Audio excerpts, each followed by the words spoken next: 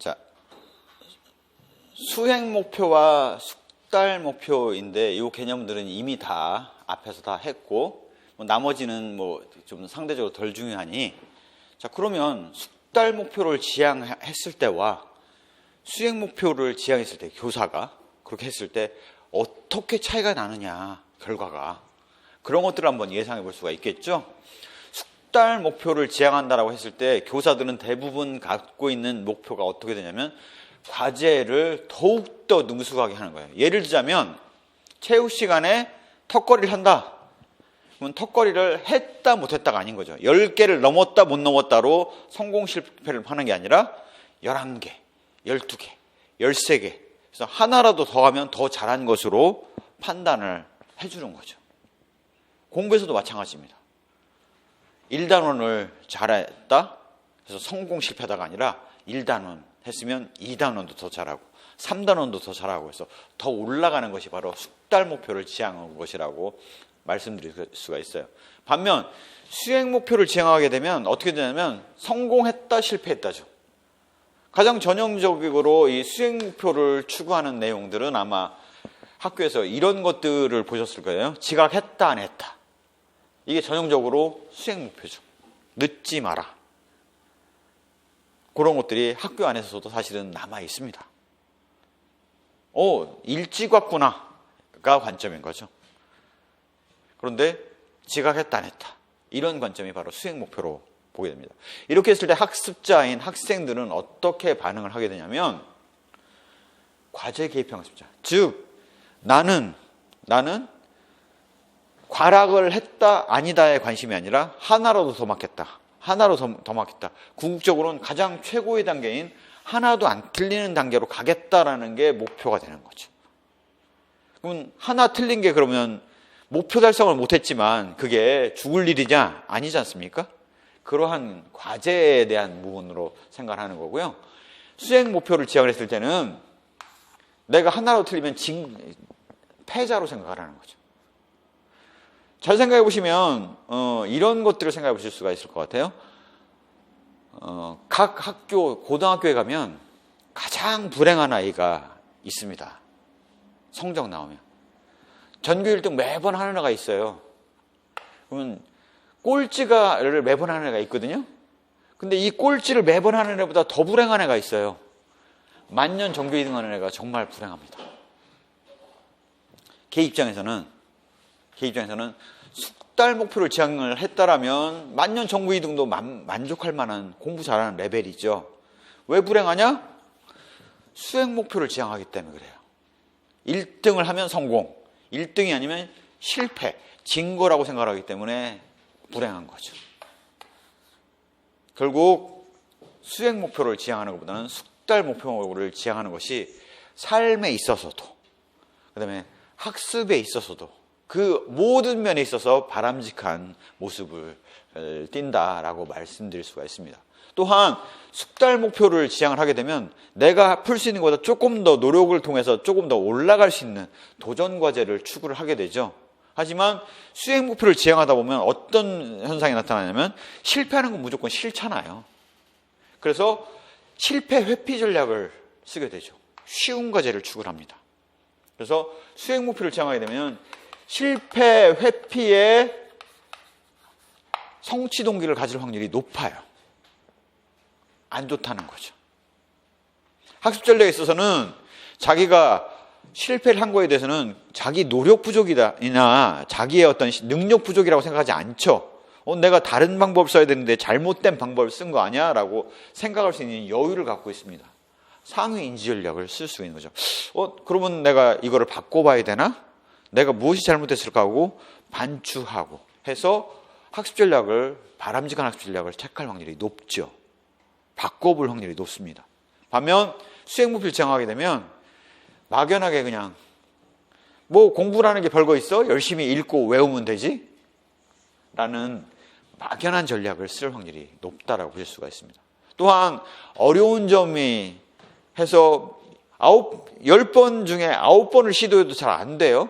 그랬을 때 그러면 숙달 목표를 지향하는 학생과 수행 목표는 어떻게 지향하느냐? 포기하거나 포기해버리는 거죠. 그냥 한마디로 얘기하면. 반면 숙달 목표를 지향하는 학생들은 다른 방법을 써보고 또 다른 방법을 찾아보고 더 나은 방법이 없는지 찾아보고 하는 과정을 통해서 성공을 시킵니다. 결국 수행 목표를 지향하는 학생들에게 있어서는 통제가 어려워요. 선생님 입장에서 숙달 목표를 지향하도록 한다는 게 쉽지가 않습니다. 이미 고정화되어 있을 확률이 높아요. 반면 숙달 목표를 지향하게 되면 목표를 조금씩 바꿔주면 더욱더 노력할 수 있는 여지가 있기 때문에 통제가 쉽다라는 장점이 있습니다. 숙달 목표를 지향하는 학생들의 경우는 대부분 자신의 실패를 노력이 부족한 거 내지는 학습 전략을 잘못 쓴 걸로 바람직한 귀인을 쓰게 됩니다.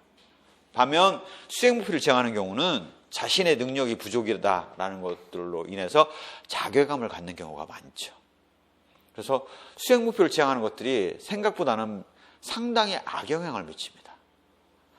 부모, 교사의 영향, 성취 촉진하고 지식 증진을 강조하죠. 부모 입장에서는 전교 1등 하라는 게 목적이 아닙니다. 성취 촉진하고 스스로 더 나아가길 바라는 거지 1등 했으니까 너 안 해도 돼. 도 아니고 1등 못했으니까 넌 패자야 라고 생각하지도 않죠. 부모나 교사 자체가 그런 생각을 하고 있기 때문에 학생도 그렇게 생각을 합니다. 하지만 수행 목표를 지향하게 되면 점수 등수를 강조하죠. 잘 보시면 학교에서 전교 1등 하면서 등수를 강조하는 선생님들을 많이 보셨을 거예요. 그분들은 교사로서는 빵점이라고 보시면 됩니다. 점수 등수를 강조하는 거예요. 자아실현을 강조했던 분들은 바람직했던 모습이었죠. 등수 강조했던 선생님 중에서 기억에 남는 선생님이 계신가요? 아마 없으실 거예요. 하지만 너의 삶의 방향을 찾아라 라고 하셨던 그 잠재적 교육 과정을 통해서 그런 그 삶에 도움이 되는 얘기를 해주셨던 분들은 주로 이런 숙달 목표를 지향을 하셨던 거죠. 재미있는 사례가 있어서 하나 설명을 드리면 2차 대전 때 이탈리아가 전투에 참가를 했던 전쟁에서 이탈리아 전쟁을 하러 갔던 소대가 있었는데 도망가기 위해서 알프스 산맥을 넘었어야 됐어요. 그런데 그 알프스 산맥을 넘는데 소대장이 계속 지도를 보면서 이쪽으로 가야 돼 저쪽으로 가야 돼 방향 지시를 합니다. 그래서 알프스 산맥을 넘어가고 겨우겨우 살아 돌아왔어요. 겨우겨우 스위스 융프라우를 지나서 살아 돌아왔어요. 그래서 오고 나서 그 소대장이 지도를 딱 놨는데 그 지도는 알프스 산맥 지도가 아니었어요. 이탈리아 지도였어요. 그러면 소대장이 알프스 산맥 지나면서 막 지도를 보고 했던 것들은 다 뭐였냐? 쇼였던 거죠. 왜? 우리는 살 수 있고 목표가 있다라는 것들을 포기하지 않음으로 인해서 소대원들이 한 명도 누락되지 않고 살아올 수 있었던 거죠. 바로 목표 지향을 어떻게 하느냐에 따라 교사가 목표 지향을 어떻게 하느냐에 따라서 학생의 학업 성취는 현저한 차이를 보입니다. 그래서 이런 것들을 한번 생각해 보시면 교사가 미치는 영향이 대단히 크구나 라는 것들을 아마 아실 수 있을 거예요.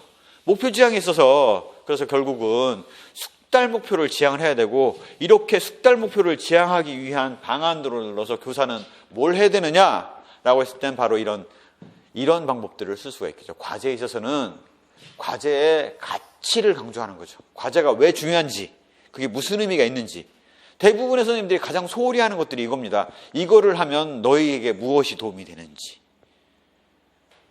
이런 얘기를 안 하죠. 그러니 하라니까 내가 하는데 하면서 하지만 왜 이게 필요한지를 모르고 하죠.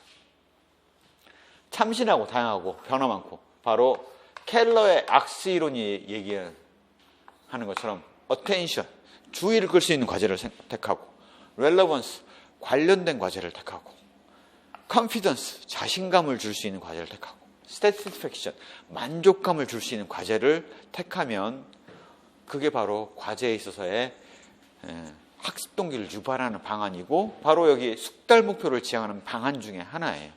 이거는 오늘 켈러의 악스 이론을 교수 학습법에서 켈러 약수 이론을 다루면서 자세히 설명을 드릴 거예요. 그래서 과제 자체는 실제적인 과제를 제시를 했을 때 학생들이 의미를 갖고 동기부여가 됩니다.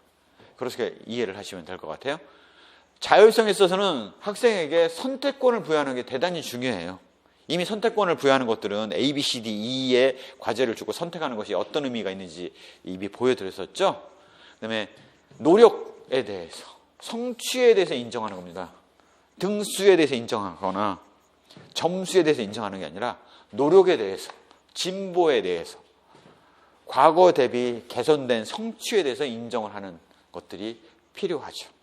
그런 것들에 대해서는 능력의 향상, 보상, 인정. 여기 보상은 이미 말씀드렸죠. 선생님의 기대, 배려, 피드백이 보상이라고.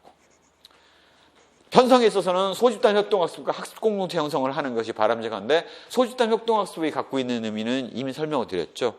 소집단 협동학습할 때는 팀의 조장을 매번 바꾸도록 강제화되어 있다. 그래서 과제 성공을 하면 그러한 팀의 조장으로서의 성공의 경험을 나누도록 되어 있는 거죠. 성공의 경험을 각 학생 모두가 누적해 나갈 수 있도록 하는 것이 바로 소집단 협동학습이기 때문에 이런 것들이 바람직하다라고 말씀드릴 수가 있습니다.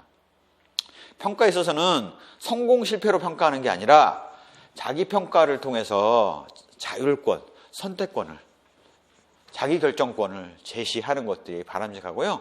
그 다음에 이제 숙달 목표를 지향하는 가장 좋은 방법 중에 하나가 이런 겁니다. 문제를 10문제가 아니라 12문제를 내는 거예요. 형성평가를 할 때. 그래 놓고 자기가 원하는 뺐으면 하는 문제 2문제를 빼게 해주는 거죠. 그러면 학생들의 동기부여가 현저하게 이루어집니다. 결국 10문제는 다 맞췄냐 못 맞췄냐의 문제가 되는데 12문제에서 2문제를 빼게 하면 다 맞출 수 있는 방법은 없죠. 10문제만 맞추면 되죠. 2문제는 틀려도 되겠죠. 바로 숙달 목표를 지향하게 하는 중요한 기법 중에 하나입니다. 노력보다는 노력이 중요하다는 피드백을 지속적으로 하시는 것들이 중요하고요. 다양한 평가 기준을 제시하는 것들이 쓸 수가 있습니다. 여기서 생각해 보셔야 될 게 수능이 오지선행 객관식의 암기 지식을 주로 묻고 있잖아요. 암기형 지식을. 그런데 그것들의 문제가 있겠지만 과연 수능이 숙달 목표를 지향하느냐 아니냐가 질문이에요. 대입은 당락이기 때문에 수행 목표를 지향하고 있거든요. 그런데 수능이 과연 점수를 더 높은 점수를 받느냐지 그게 만점을 못 받으면 다 실패한 거거나 그러지 않지 않습니까? 그래서 수능 자체는 숙달 목표를 지향을 하고 있어요. 더 높은 점수를, 더 많은 점수를 받는 거를. 하지만 문제는 이 수능이 대학 입시에 사용되면서 당락으로 결과가 나오는 바로 대입제도는 수행 목표를 지향하고 있다는 게 우리나라 교육에 미치는 해악이 크다라는 것들을 아실 수가 있습니다. 대시의 자기결정성 이론은 이미 설명드렸기 때문에 여기 동기 유발 전략만 보시면 될 것 같아요. 유능감을 증진시켜야 되는 거죠. 넌 유능하니 바른 결정을 할 수 있으라고 우리가 본다. 네가 결정해봐라. 라는 것들이 바로 유능감을 증진하는 거고요. 바로 자율성을 확대하는 노력이 필요합니다. 선생님 들어가서 종례 시간에 들어서 1분단 교실 청소하고 2분단 운동장 청소하고 3분단은 화장실 청소해 라고 딱딱딱 나눠주고 다음 주는 교대. 그러면 시간은 짧아요. 하지만 자기결정성을 존중하지 않았죠. 학생들 스스로가 시간이 걸리더라도 자기 결정할 수 있도록 하는 기회를 제공하는 자율성을 확대하는 노력이 필요합니다. 관계 욕구를 증진을 시켜야 되는 거죠. 선생님과 학생들 간의 의사소통을 활발히 하고 선생님이 학생들의 의견을 최대한 받아준다라고 느꼈을 때 학생들이 다가옵니다. 이렇게 이해를 하시면 될 것 같아요. 나머지는 읽어보시면 충분하실 것 같고요. 자, 이제 교사의 학습 동기. 제가 가장 강조해서 말씀드렸던 게 계속적으로 강조해서 말씀드렸던 게 바로 교사의 기대, 배려, 피드백입니다. 요거는 뭐 충분하니까 하도 강조해서 말씀을 드렸으니까 중요한 거는 이거죠. 과연 교사로서 가장 흔하게 듣는 얘기가 이걸 겁니다. 머리는 차게 가슴은 따뜻하게 라는 얘기 많이 들으실 거예요. 여기에 대해서 제가 드리고 싶은 얘기는 그거죠. 만약에 교사로서 이 둘 중에 하나만을 택해야 된다면 뭘 택하시겠냐라는 게 질문입니다. 저라면 가슴은 따뜻하게를 택할 것 같아요. 머리는 차게가 아니라 가슴을 따뜻하게. 가슴을 따뜻한 선생님들만이 기대, 배려, 피드백을 충분히 해주실 수 있어요. 임용되신 교사분의 3년 이내의 선생님들이 3년차 선생님들이 전체 선생님의 약 80%가 절망을 해요. 학교에서. 과연 내가 이 학교에 있으면 성장해 나갈 수 있을까? 내가 교사로서 잘 지도하고 행복하게 한 삶을 살 수 있을까에 대해서 절망을 합니다. 왜? 학교 가서 보면 보이거든요. 학생들이 쭉쭉쭉 줄어나오는 모습이 보이고, 그거에 따라서 승진할 자리는 너무 없고, 그렇다고 교사가 엄청나게 많은 돈을 주고 노후부장이 완벽하게 되는 상태도 아니고 하다 보니, 그 다음에 나가서 뭘 더 다른 걸 찾자니 찾을 수 있는 것도 길은 너무 없고, 자기의 이미 교사라는 길로 정해져 있고, 그래서 절망을 해요. 80%의 절망하는 선생님이 있지만, 바꿔서 생각해 보면 그 희망의 끈을 놓지 않은 20% 선생님들이 계십니다. 그 20% 선생님들이 가슴은 따뜻하게를 실천하시는 거죠. 이랬을 때 여러 선생님들이 진정한 스승이 될 수 있는 겁니다. 직업인으로서의 스승, 교사보다는 인생, 삶의 조언자로서의 스승이 되시기를 간절하게 생각해 봅니다. 이 불안과학성은 읽어보시면 충분하실 것 같아요. 자, 이제 스트레스를 아이들이 많이 받을 텐데요. 스트레스 받았을 때 학생들이 겪는 것들. 그럼 스트레스라는 게 뭐냐? 긴장, 압력, 힘이라고 우리가 정의를 해요. 뭔가 힘적으로 받는 긴장, 압력, 힘을 스트레스라고 얘기를 하는데요. 이게 머리에만 영향을 미치느냐? 아닙니다. 실제 신체상의 반응에도 영향을 줘요. 스트레스를 받았을 때 정말 두드러기가 납니다. 두드러기가 나요. 알러지 현상이 나타나요. 그래서 스트레스라는 거는 그냥 머리가 약해서 그래, 네가 의지가 약해서 그래 라는 식으로 간단히 얘기할 수 있는 상황은 아니에요. 바로 각성과 경성의 정도라고 볼 수가 있는데, 좌절, 갈등, 압력이 주 원인이죠. 이러한 스트레스 받을 때 각 사람들은, 인간은 본능적으로 그런 스트레스에 저항하기 위해서 노력을 합니다. 하지만 개인차가 있다는 게 가장 흔한 거죠. 바로 이렇게 스트레스 상황이 오게 되면 학생들의 가장 전형적인 대응은 울음, 털어놓고 얘기하기, 유머, 잠을 자거나 곰곰이 생각하거나, 특히 고3 학생들이 잠이 많아요. 왜? 스트레스에 대한 대응 메커니즘인 거죠. 잠이 왔던 게. 자, 이러한 것들에 대해서는 각 학생들이 그런 스트레스에서 대응하는 대응 기제들이 있습니다. 프로이드가 그래서 적응 기제, 대응 기제 이런 것들을 갖다가 자기를 보호하고 불안의 위협을 즉 스트레스를 최소화하기 위한 수단으로서 쓰는 방법들이 있는데, 크게 나눠보면 공격 기제와 방어 기제가 있어요. 자, 왜 스트레스를 줄이는 게 중요하냐? 공격 기제의 유형을 보면 직접 공격, 싸움, 폭행, 폭언이에요. 이 학교 폭력이죠. 간접 공격이 조소 비난이고, 이러한 조소 비난이 직접 공격의 원인이 되는 경우가 다반사입니다. 즉 스트레스에 대한 대응을 함에 있어서 적응하기 위해서 공격 기제가 작동될 때는 학교 폭력이 만연한 학급이 되는 거죠. 그걸 막으려면 결국 스트레스를 줄이는 것밖에 없습니다. 또한 이러한 스트레스가 과도한 것들에 있어서 학생들의 얼굴을 보고 대화를 하고 하면서 학생들의 반응을 보시면 과연 어느 적응 기제를 쓰고 있는지에 대해서도 점검하실 필요가 있는 거죠. 방어형 기제를 쓰는 것들은 대개 자기 자신을 보호하기 위해서 쓰는 것인데요. 기만형, 대체형, 도피형으로 나눠볼 수가 있습니다. 기만형이라는 것들은 현실이 아님에도 불구하고 그렇다라고 우기는 거죠. 자기 자신을 속이는 거예요. 그렇게 하는 방법이 내가 저 포도를 먹고 싶은데 여우가 못 먹으면 저 포도는 실 거야 라고 자기 합리화를 하지 않습니까? 아무리 따려고 해도 못 따는 포도에 대해서 포기를 하면서 저거는 실 거야 라고 얘기를 하죠.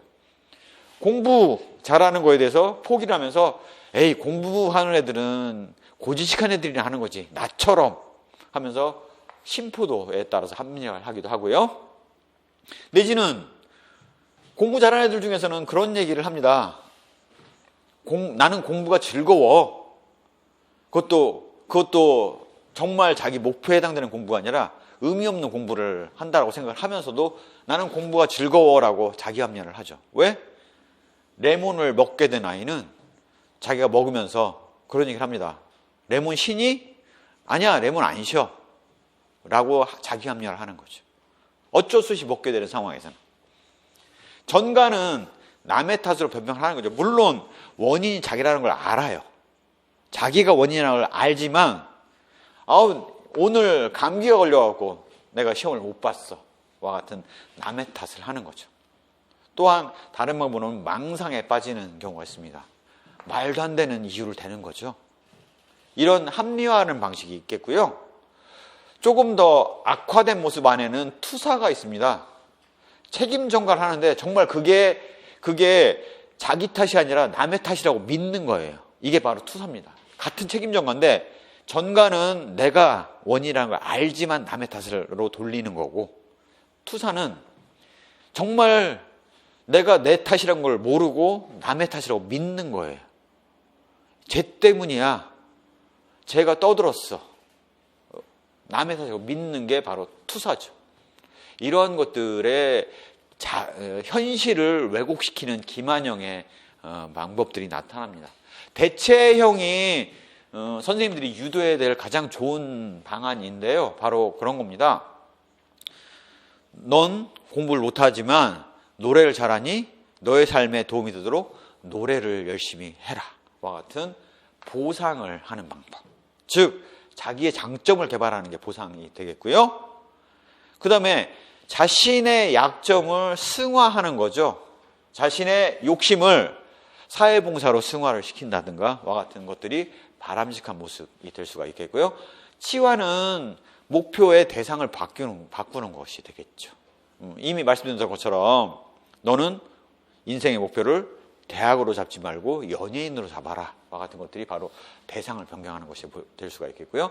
반동 형성입니다. 공부하기 싫다? 그러면 그거를 내가 끝까지 한번 물고 늘어져 봐. 더 열심히 해봐. 라는 것들이 바로 반동 형성이 되겠습니다. 이런 것들의 모습을 학생들이 읽어보시면 학생들의 스트레스 수준을 파악할 수가 있고요. 그런 것들을 통해서 스트레스가 과도하다고 생각이 된다면 어떻게 스트레스를 줄여줄 것인가라고 담임이 고민하는 노력이 필요합니다. 도피형은 비합리적인 행동을 하는 건데요. 이런 경우는 굉장히 안 좋고 대부분의 경우는 선생님이 할 수 있기보다는 상담 선생님께 의뢰를 할 수밖에 없는 경우가 많습니다. 은둔형 외톨이, 고립시키는 거. 타인과 나를 동일시하는 거. 완전히 몽상에 빠져 있는 거죠. 아무것도 안 하고. 그다음에 발달 이전 단계에 돌아가는 겁니다. 퇴행. 예를 들자면 초등학교 아이들을 과도하게 이런 배변 지도를 잘못하면 아니면 스트레스를 과도하게 받으면 배변을 못하거나 말을 잊어버리는 퇴행 현상이 나타날 수가 있죠. 이 정도 되게 되면 사실 도피형이었을 때는 선생님 입장에서는 해결이 안 되고 대개는 이제 그 의사 선생님께 가야죠. 자신의 억압을 강요하고 있어가지고 이게 꾸준히 향후 행동에도 영향을 미칩니다. 그래서 억압이 나타나거나 문제 하나에 집착하는 거죠. 운동선수들 가장 흔한 게 징크스라고 얘기하는 게 바로 이런 전형적인 집착이지 않습니까? 징크스라고 얘기하는 것도. 나는 빨간 팬티를 꼭 입어야 돼. 그래야지 시험을 잘 봐. 나는 머리를 안 감아야 시험을 잘 봐. 이게 바로 집착이죠.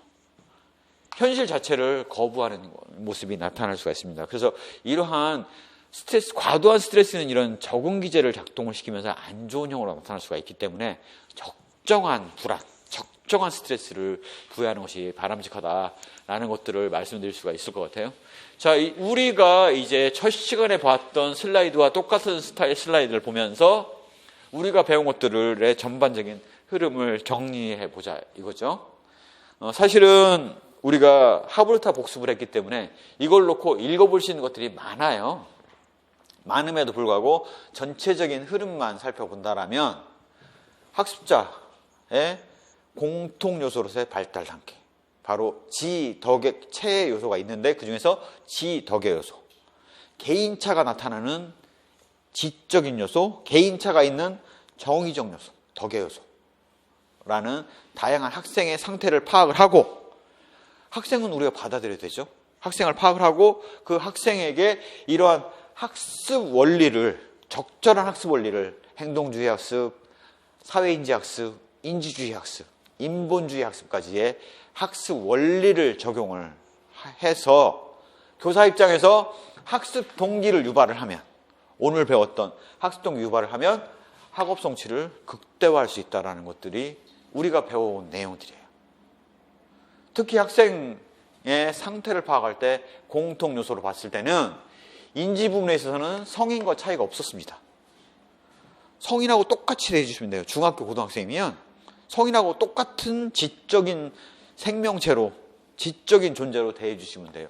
다만 다른 사람들의 의견은 모르겠지만 에릭슨의 사회심리학 성격 형성 이론에 의하면 우리의 대상이 되는 중학교, 고등학교에는 자신의 정체감을 확립을 하는 과정에서 혼란을 겪고 있는 자아정체감과 역할 혼미의 단계이죠. 우리가 통상 사춘기라고 얘기하고 있는 모습입니다. 이때 교사가 어떻게 대응해야 되느냐? 바로 마샤의 정체감 상태에 따른 정체감 성취, 정체감 유예, 정체감 유실과 같은 단계에 있는 아이들을 적극적으로 자아 정체감을 확립하도록 유도를 하고, 정체감에 따른 어려움을 겪고 있는 아이들을 케어를 해서 다독거리는 역할들을 교사 입장에서 하셔야 됩니다. 도덕성에 있어서는 중학교, 고등학교에 있는 아이들의 경우를 보면 사회성에 있어서는 사회 보편적인 사회관계 입각에서 학생 관계를 보게 되는데요. 도덕성에 있어서는 상대적으로 약한 모습을 보이고 있습니다. 예를 들자면 성인의 경우는 보편 정의, 보편 윤리와 법도 사회 계약이기 때문에 보편 정의에 입각해서 바꿀 수 있다는 생각을 하지만 중고등학교에 있는 학생들의 경우는 인습 단계이기 때문에 아직까지는 그런 생각을 하지 못합니다. 즉 법이라는 것들은 주어져 있고 대인관계를 잘 하는 것이 중요하다라고 콜버그의 도덕성 단계에서는 얘기를 하고 있죠. 그래서 이런 것들에 있어서는 더욱더 높은 단계로 나갈 수 있도록 도덕적인 갈등을 초래하는 질문들을 하고 토론학습을 수행함으로써 이런 도덕성을 높일 수 있는 노력들이 필요하겠죠. 지능에서 중요한 부분은 지능이라는 것들은 추상적인 것을 다룰 수 있는 능력을 얘기하고 있습니다. 중요한 것들은 이러한 지능은 고정된 것이 아니라는 거죠. 22세까지는 증가했다가 줄어드는 유동성 지능도 있지만 삶을 살아가면서 경험을 해가면서 학습을 해나가면서 더욱더 늘어나는 결정성 지능이 존재를 한다라는 거죠. 이러한 결정성 지능이 학습을 통해서 늘어난다 하면 지능은 고정된 능력이 아니라 학습을 통해서 늘어나는 능력, 증가될 수 있는 능력. 바꿔서 얘기하면 우리가 얘기하는 노력을 통해서 학습 동기를 유발을 하면 노력을 통해서 증가시킬 수 있는 능력이다. 바로 능력은 노력을 통해서 증가된다는 것들을 입증하는 사례입니다. 이런 것들이 현대에 와서는 인간의 두뇌에 해당되는 지능을 학습 과정에도 활용을 적극적으로 하고, 그러한 것들이 직업 선택에 있어서까지 연결 지음으로써 성공 가능성을 높일 수 있다라는 게 현대의 지능 이론이죠. 그래서 9가지 다중지능을 얘기를 하고 있고, 스턴버그의 3원지능, 이런 9가지 다중지능의 공통 요소를 뽑아보면 바로 분석지능, 경험지능, 상황지능으로 우리가 알고 있는 지능들의 요소들이 있죠. 분석지능은 통상 우리가 얘기하는 지적인 능력, 별도의 요인들을 골라낼 수 있는 능력이라면, 경험지능의 경우는 창의성과 같은 무언가를 종합해낼 수 있는 능력을 얘기를 하는 거고요. 상황지능은 우리가 통상 지혜라고 얘기하는 언제 무슨 지식을 어떻게, 절차적 지식을 what에 대한 지식과 how에 대한 지식을 언제 활용할 것인가에 대한 when에 대한 지식을 담고 있죠. 그래서 제가 예를 들었던 거는, 우리가 장례식장에 가서 춤을 추고 노래를 부르지는 않지 않느냐라는 그런 상황적 지능에 대한 대표적인 사례를 말씀을 드렸었죠. 이러한 지능과 함께 최근 각광받고 있는 것들은, 중요한 요소는 바로 창의성입니다. 창의성과 지능은 일맥상통하면서도 다른데요. 가장 대표적인 시각이, 지능이 한 120 정도만 넘어가면 창의성과 지능의 요소는 전혀 다르다. 지능이 그렇게 높지 않다고 하더라도 창의성이 높으면 학업 성취를 잘한다 라는 얘기들을 말씀을 드렸죠. 더불어서 2015 개정교육과정에서 추구하는 가장 바람직한 인재상은 바로 창의융합형 인재입니다. 그럼 창의성이라는 게 무엇이냐? 새롭고 가치 있는 것, 사회에서 가치 있는 것으로 인정된 것을 만들어낼 수 있는, 생성할 수 있는 능력, 이거를 창의성이라고 얘기를 한다. 이러한 창의성을 늘리기 위한, 창의성을 유발하기 위해서는 판단의 유예가 필요하고, 이런 판단을 유예하면서 교사가 시도할 수 있는 방법에는 브레인스토밍, 브레인 라이팅, 고든의 시네틱스, 크로포드의 속성 열거법, 형태학적 분석, 스캔퍼법, PMI법, 그다음에 드보노의 6가지 사고의 모자와 같은 기법들을 적용할 수 있다라는 것들을 말씀을 드렸었고요. 그다음에 교사 입장에서 학생들을 가르침에 있어서 학생들의 인지 양식별로 수업 양식이 달라져야 된다는 얘기를 했었습니다. 장 위트킨의 장독립적, 장의존적 사고방식을 갖고 있는 것들은 우리가 익숙한 말로 얘기를 한다면 분석적 사고, 바로 여러 가지 요인에서 별도의 요인을 골라내는 것들을 잘하는, 분석 능력이 뛰어난 학생이 있는 반면, 종합적인 사고, 직관에 의해서 전체적인 사고를 잘할 수 있는 장의존적인 사고를 하는 학생들이 있는데, 이 인지양식의 유형에 따라서 수업 양식이 달라져야 된다는 얘기를 하고 있습니다. 장독립적 사고를 하는 학생의 경우는 스스로가 체계를 잡고 요인을 나누고 분리해내는 것들을 잘 하기 때문에 발견학습 내지는 탐구 수업과 같은 탐구 발견식 수업을 진행했을 때 효과성이 높을 수가 있고, 그러한 탐구 발견식 수업을 했을 때 장의존적인 학생의 경우는 아무것도 밝혀내는 게 없습니다. 따라서 교사가 체계적인 지식의 정리를 통해서 강의형 수업에 의해서 전달하는 노력이 필요하다라는 게 장의존 학생에 대해서 우리가 가질 수 있는 모습이죠. 케이건의 충동적 반성적 사고 인지양식에서 충동적 인지양식을 갖고 있는 학생이라는 아이들은 단점으로는 실수를 많이 한다는 거죠. 조급하게 서둘러서. 대신 장점은 뭐냐면 미래를 내다본다는 겁니다. 앞으로 어떤 일이 발생할지를 예측할 수 있는 능력을 갖고 있다는 거죠. 반면 반성적 사고에 있는 학생들은 현재에 충실하기 때문에 하고, 현재에 주어진 것들을 충실하게 하기 때문에 실수를 하지 않는 대신 느리다라는 거죠. 그래서 반성적 사고를 하는 학생들에 대해서 선생님들이 좋아하는 경향이, 선호하는 경향이 있어요. 점수가 높거든요.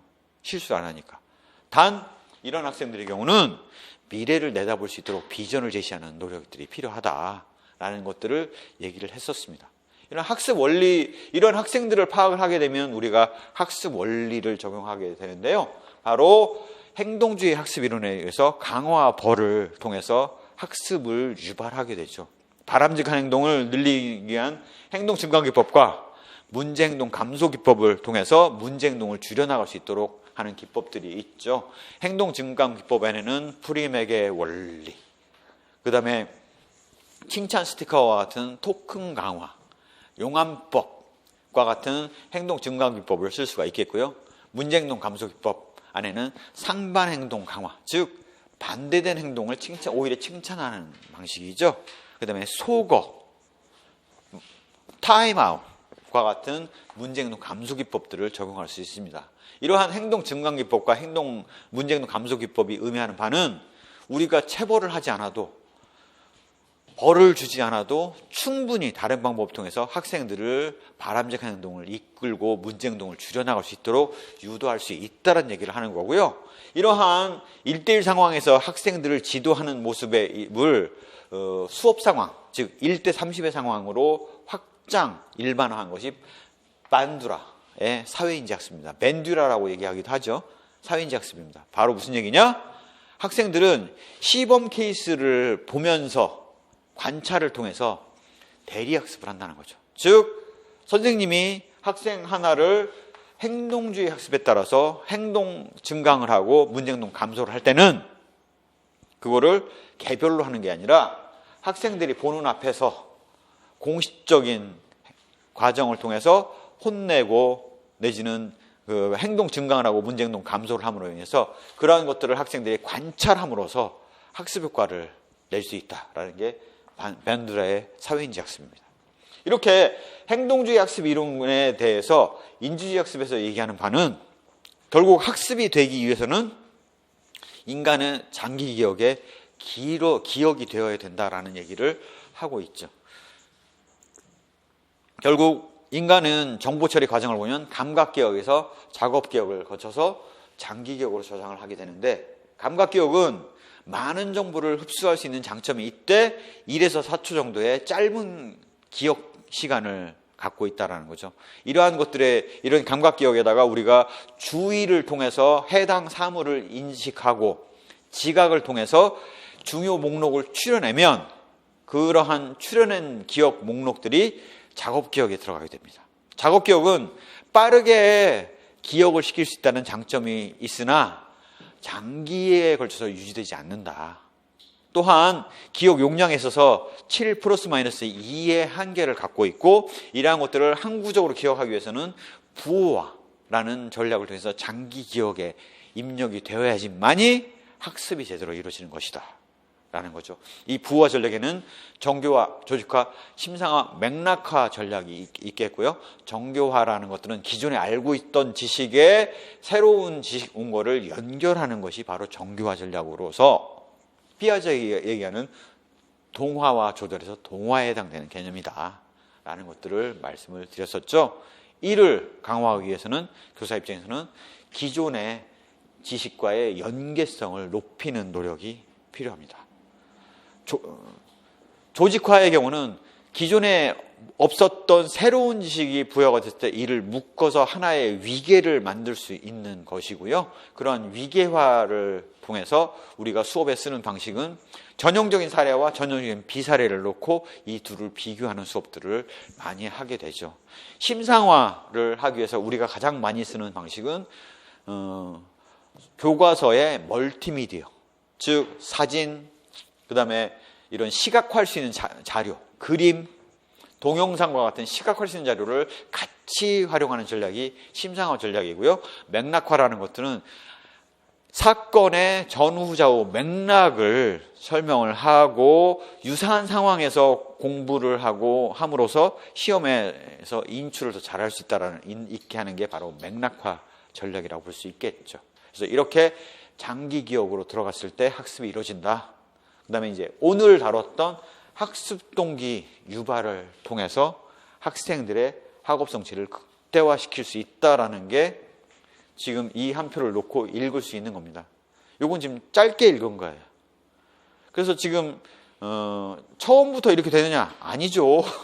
처음부터 이렇게 되면 강사를 하셔야죠. 당연히 반복 복습을 하시다 보면 자기가 5분에 얘기할 수 있어요.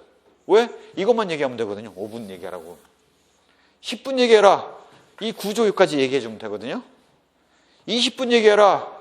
핵심 이론의 내용들만 읽어주면 되거든요. 4시간 얘기하라 그러면 이 각각을 다 얘기해 주면 되거든요. 그래서 이렇게 준비가 하는 레벨까지 됩니다. 어떻게 하면? 매일 1시간씩 반복 복습하시면. 그래서 놓치지 마시라. 반복 복습을 안 하면 에이빙하우스의 망각곡선에 의해서 1시간 지나면 56%를 잃어버립니다. 하루가 지나면 얼마 안 남겠죠? 그래서 반복 복습이 필요하다는 얘기를 다시 한번 말씀을 드리고요. 잠시 쉬었다가 이제 교수학습법으로 넘어가 보도록 하겠습니다. 예, 잠시 쉬겠습니다.